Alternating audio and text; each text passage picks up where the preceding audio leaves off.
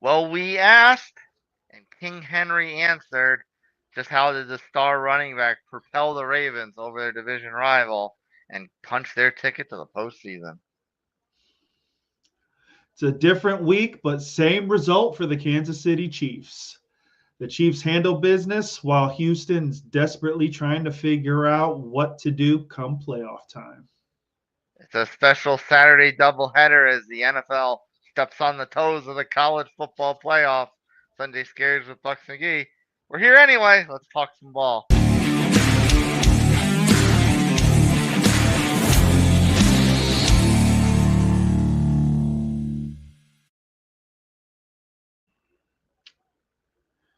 Wow, it's Saturday.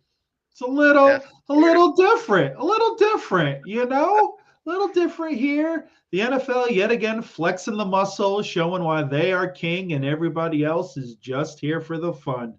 Nutmeg, Saturday specials. How we doing? Good, Bucks McGee. Good. It's like a little pat on the head. It's like good job, developmentally. Good job, developmentally. It's like, good job, college. You guys are good. You guys are good. Can I have cookie? Can I have some more? Well, this was an interesting doubleheader because both have playoff implication, although they're all playoff teams, so it's not like anyone was really in risk of missing the postseason, especially after the Ravens win.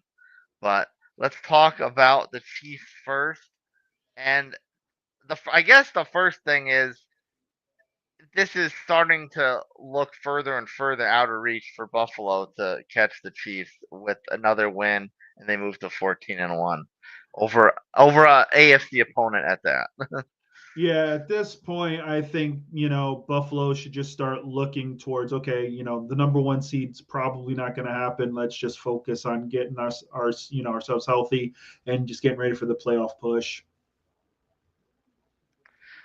We always make fun of Patrick Mahomes when he like does his little runouts and scampers around. The defense loses track of him, and ironically enough, that wasn't what saved the Chiefs in this one, but it was what got the scoring going. So, what was kind of wrong for Houston's defense right off the bat in this one? Their secondary's depleted. Honestly, Jimmy Ward goes out with an injury. So they've got some guys in there, who can play, but it just seemed like Kansas City wasn't looking for big plays. It was just, the basic plays that doomed Houston.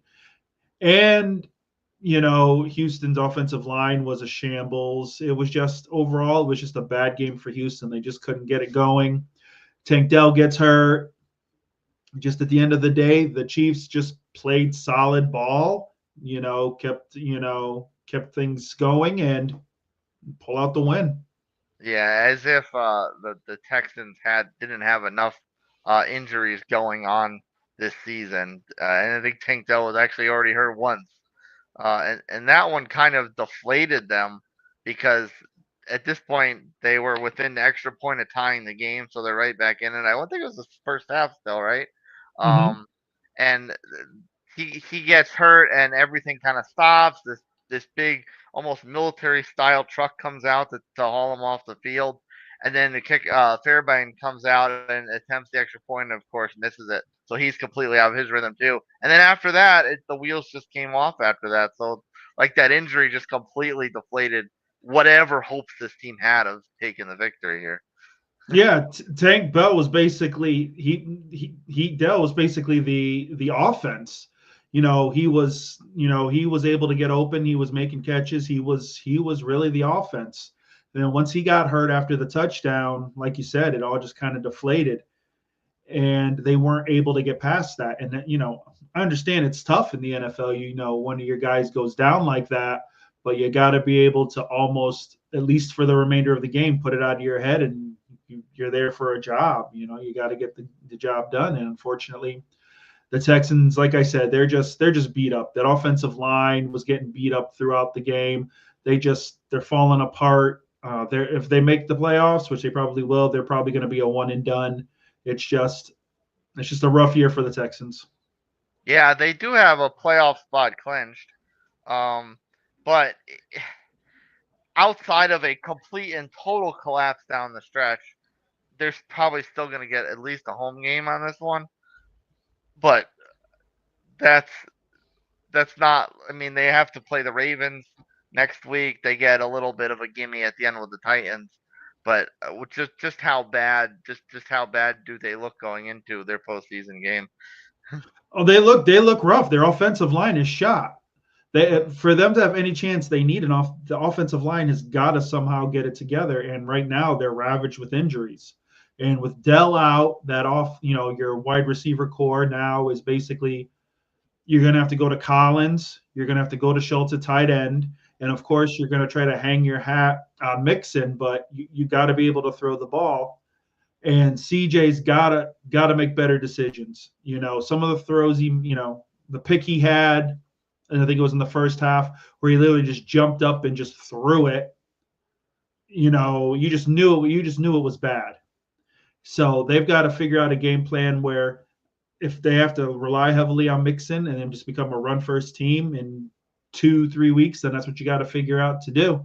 But this offensive line is really, really struggling, and that's going to be the downfall.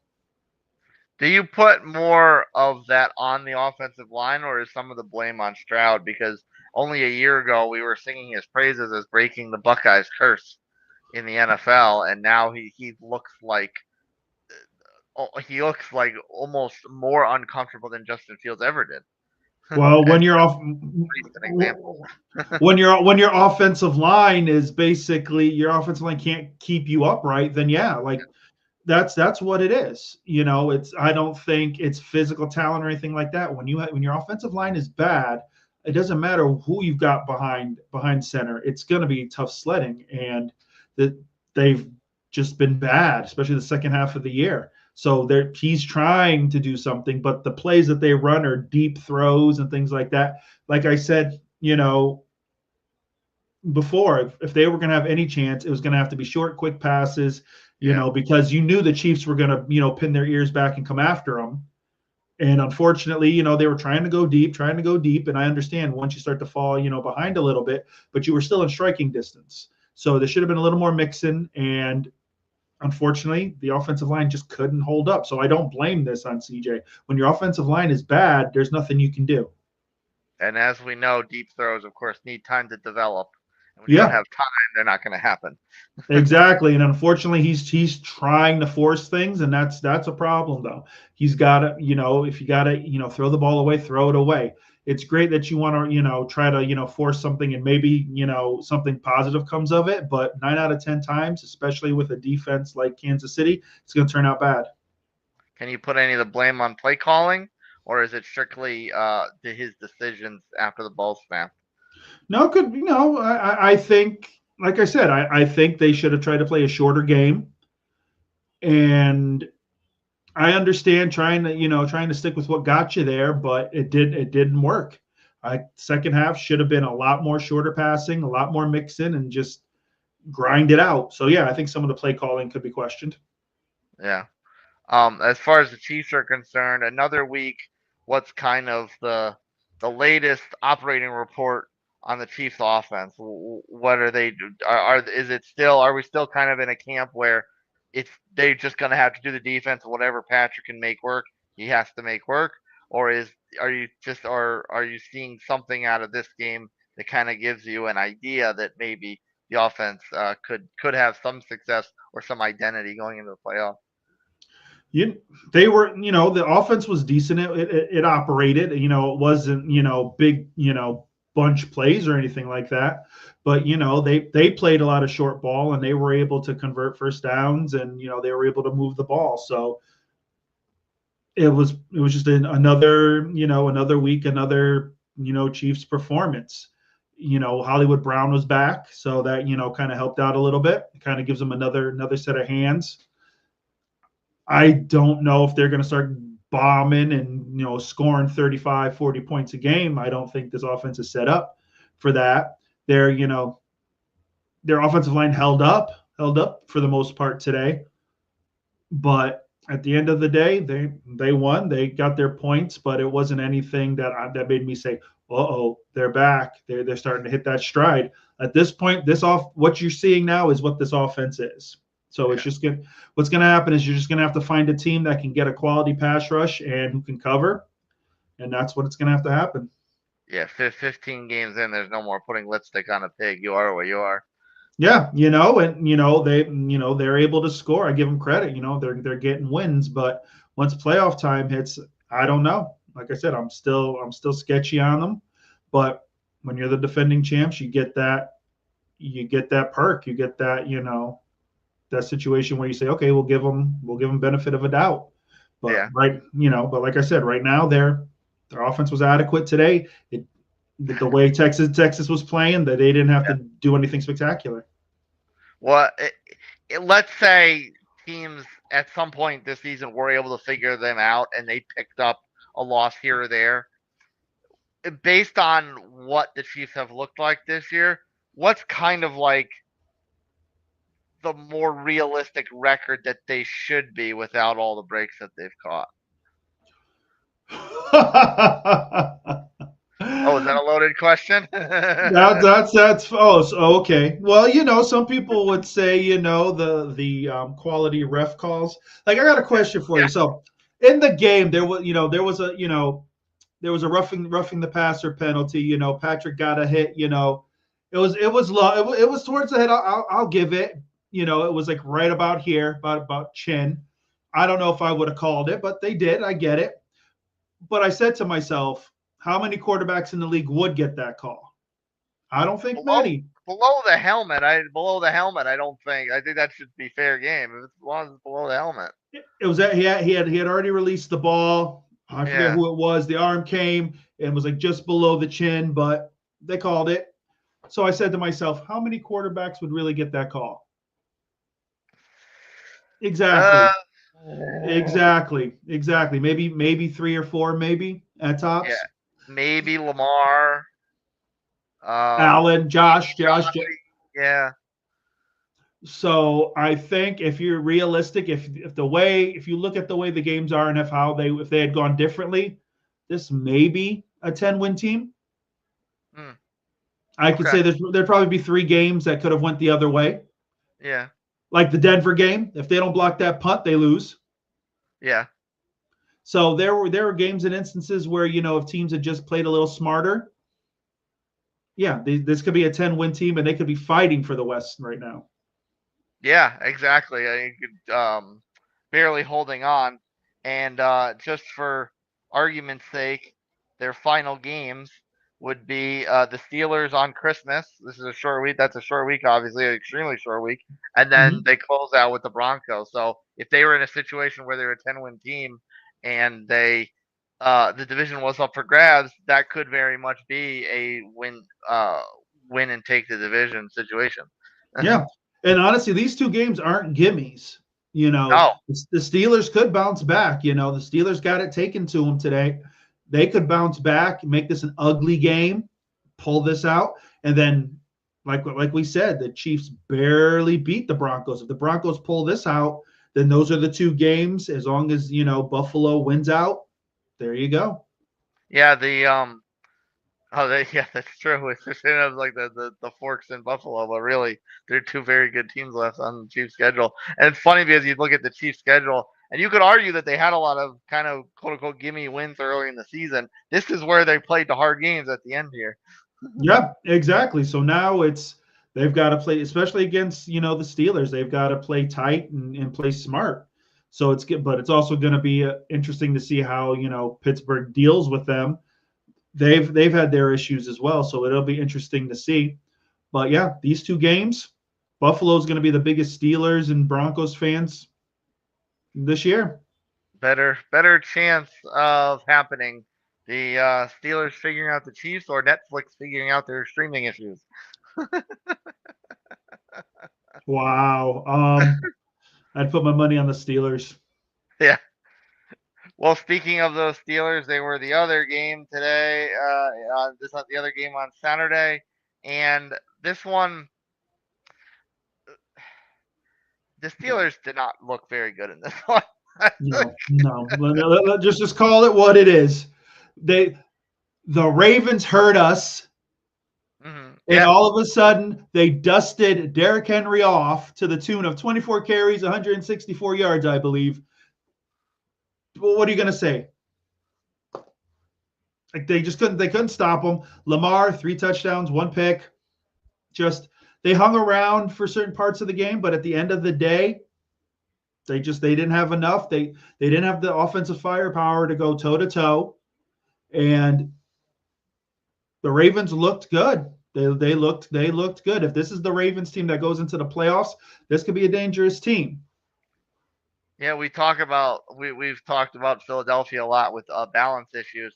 But Baltimore's had balance issues too because it's either been Henry, Henry, Henry, or he kind of gets forgotten, and Lamar has a big time performance, and then they're back to Henry, Henry, Henry, and then they're back to Lamar having a big time performance. This might have been the first game this season where it was a truly balanced attack where Lamar had I don't want to say an MVP level game, but like a elite quarterback, franchise quarterback type of game, and Henry was a monster on the ground.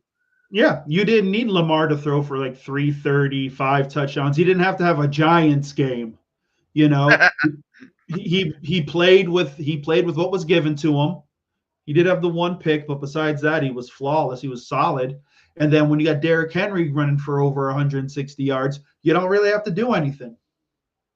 Yeah, and there was that one play that they could not tackle Zay Flowers, which was mind-boggling to me because I don't necessarily think of poor tackling when it comes to the Steelers. So that was a little bit. It was one particular play. It was a little bit of a sore spot on Pittsburgh.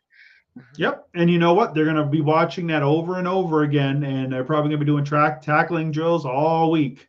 So even if they had made the tackle, I don't think it would have mattered. The Ravens were on point, totally balanced, and the Steelers, unfortunately, weren't and couldn't get any points going. And this is what happens. So now they both have 10 wins. Pittsburgh already had a playoff berth clinched. Baltimore just clinched one today. Pittsburgh still holds the edge in the division due to a better conference record. But Pittsburgh has, of course, the Chiefs game, which we already spoke of, and then the Bengals to close out the season. Baltimore has the Texans also on Christmas, and then they play the Browns. So all AFC left. What's kind of your feeling down the stretch? Who probably has a better chance to emerge victorious in the division? Honestly, I think the Ravens right now. I think the Yeah, Ravens. I just feel that the Ravens they just seem better equipped right now. They just seem to have a better flow to them. The Steelers' offense is really a mess. The run game is suspect. They need Pickens back. The pass game needs to, reemerge somewhat. So right now, I would give it to the Ravens, even though they're going to play some tough opponents. I think since he's going to play them tough at the end because probably by that game they're going to be out of the playoffs, but they're still going to bring it. So yeah, yeah. I would, I would argue definitely the easier schedule in the Ravens camp because you don't know what the Browns are. You don't know what Browns you're going to get. And yeah, Houston, I mean, as we saw against the Chiefs, Houston's a little bit of a mess. If Baltimore's defense, which was pretty impressive against the Steelers, which mm-hmm. kind of may have taken us by surprise, if that defense can play like that against Houston, they're probably going to see a similar result as the Chiefs did against Houston.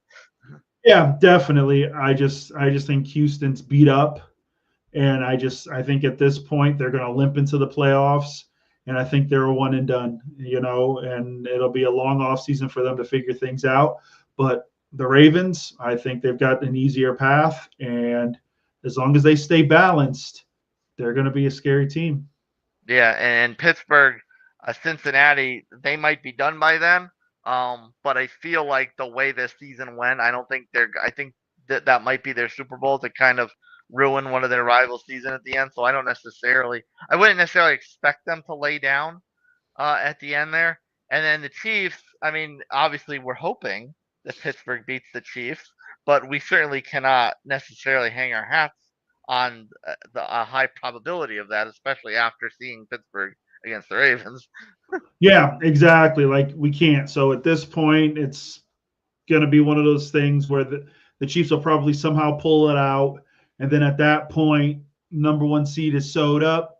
Kansas City will do its thing. And then, Buffalo, of course, sitting there will, prepare for a little bit of life on the road for a bit. But Hmm. at the end of the day, it is what it is. And it's for these teams, it's at this point, just get healthy. Is the division more important to one of them over the other, or the division and obviously subsequently home game? I think you want a home game. I think you. I think yeah. I believe you. Of course, you want that. But if it doesn't happen and you gotta pack your bags and go on the road for a while, then that's what you got to do. But I think you want one of those four spots. You want to win. You want to be able to at least have that first game at home to kind of calm your nerves and stuff, knowing that okay, we're in the playoffs, but you know what, we're at home, it's comfortable, we can still be in our routine. Which team do you think is better suited to be a road warrior? You'd have to say that if it was to happen, you'd have to say the Chiefs because they did it last year.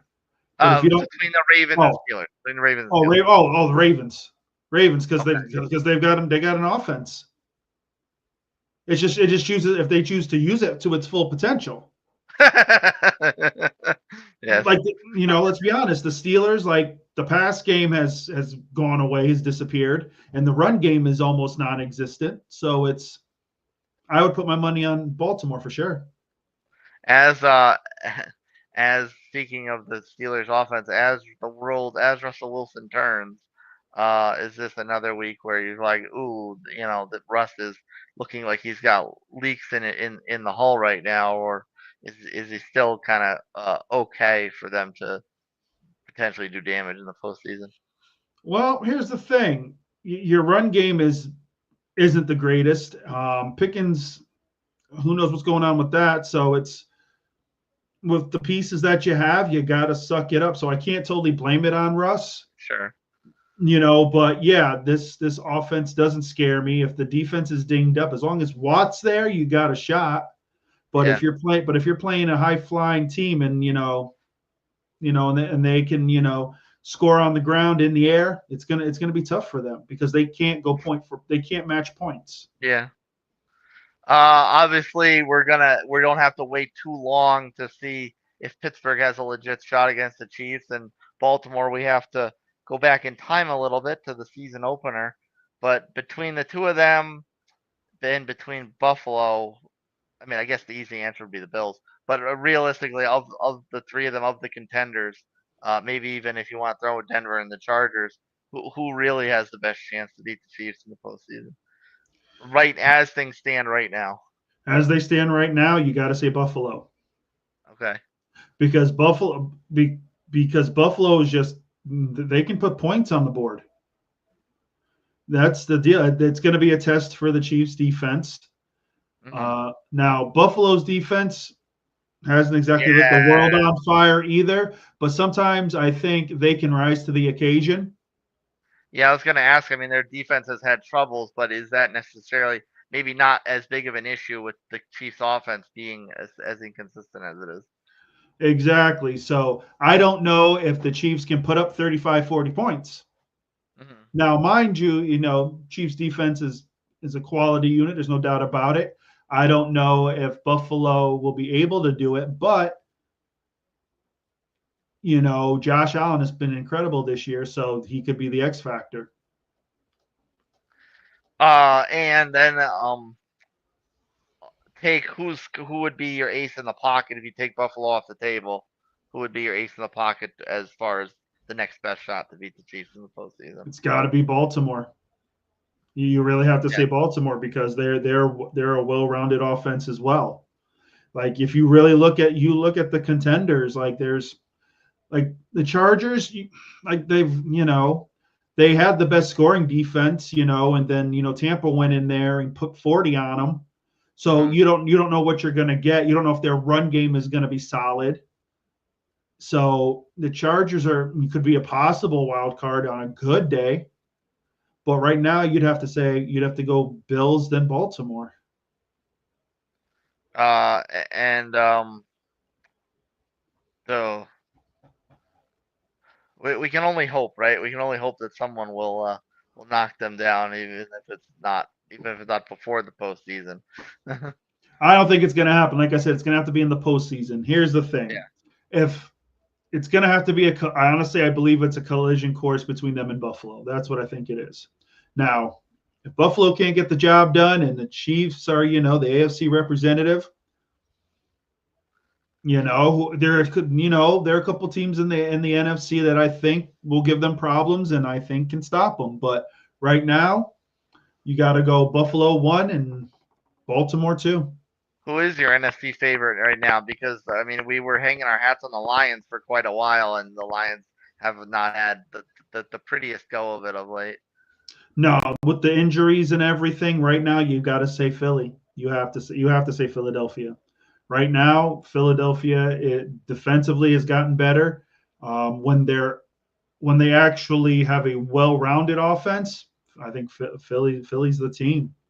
I hate relying on Philadelphia for such things because they were such the head case with between Hurts inconsistency and Sirianni just kind of being a level-headed game manager. I hate relying on Philadelphia, but I can't disagree with you on that.